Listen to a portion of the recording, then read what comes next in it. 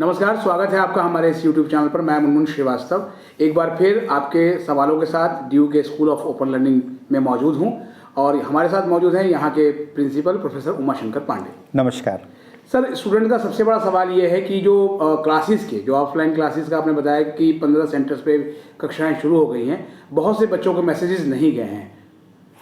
मुनमुन जी, मैं इस बारे में कहना चाहूँगा लगभग सारी शेड्यूल हमने घोषित कर दिए हैं और जैसा मैंने पहले भी बताया था लगभग 15 कॉलेजेस में क्लासेस सुचारू रूप से 3rd और 5th सेमेस्टर की तथा पीजी की क्लासेस चल रही हैं।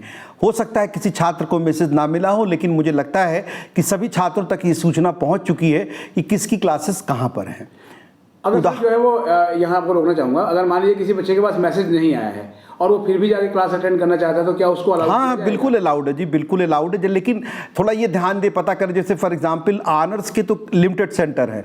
मैं बता दूं आपको, जाकिर हुसैन कॉलेज में पॉलिटिकल साइंस ऑनर्स की क्लासेस हो रही हैं, कैंपस ऑफ ओपन लर्निंग में बीकॉम ऑनर्स की क्लासेस हो रही हैं, CIE जो कि कैंपस के अंदर ही बिल्डिंग है वहाँ पर इंग्लिश ऑनर्स की क्लासेस हो रही हैं।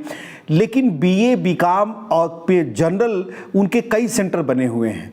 तो छात्र छात्राएं थोड़ा सा ध्यान रख लें कि जहाँ पर उनको लगता है कि नज़दीक होगा और कुछ मैसेज गए हैं काफ़ी को, तो वो अपने हिसाब से चूज़ कर सकते हैं, क्योंकि लगभग 15 सेंटरों पर क्लासेस चल रही हैं।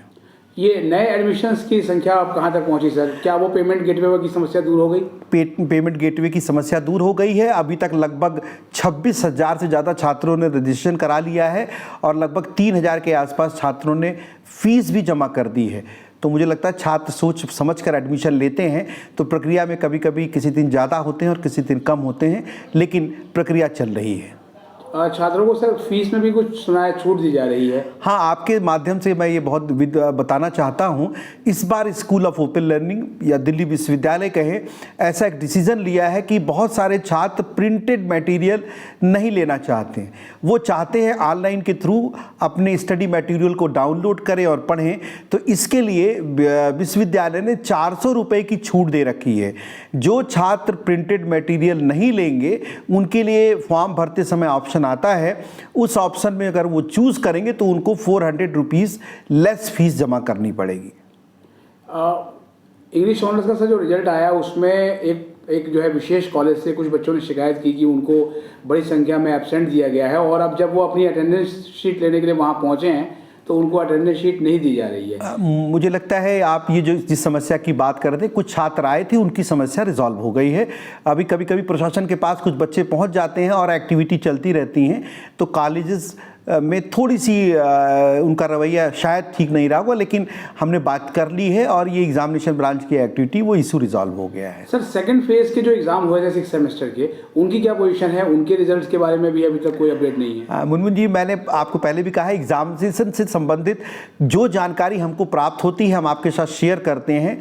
अभी शायद उनका रिजल्ट भी, क्योंकि रेगुलर के भी बहुत सारे रिजल्ट नहीं आए हैं और विश्वविद्यालय के जो एग्जामिनेशन ब्रांच है उनके पास मुझे लगता है काम की संख्या ज़्यादा है, तो शायद वो रिजल्ट जल्दी वो भी निकलने वाला है। एक सवाल सर हमने आपसे पहले भी पूछा था कि वो जो मार्कशीट पे मदर नेम की जगह पे NA लिखा हुआ आ रहा है, आपने कहा अपने आप ठीक हो जाएगा। बच्चों ने हमें कमेंट्स करके बताया कि ये समस्या अभी तक रिजॉल्व नहीं हो रही है। नहीं, कभी ऐसा होता है मार्कशीट पर कई बार कुछ ऐसे कॉलम होते हैं जो यूनिवर्सिटी ने बना रखे हैं, उसका डेटा कभी कभी कॉलेज से नहीं भेजा जाता है या कभी कभी नहीं फिलअप रहता है, तो शायद उस कारण बस से उस कॉलम में अभी NA लिखा आ रहा है। बहुत बहुत धन्यवाद सर इस अपडेट के लिए। आज के बुलेटिन में इतना है। नमस्कार।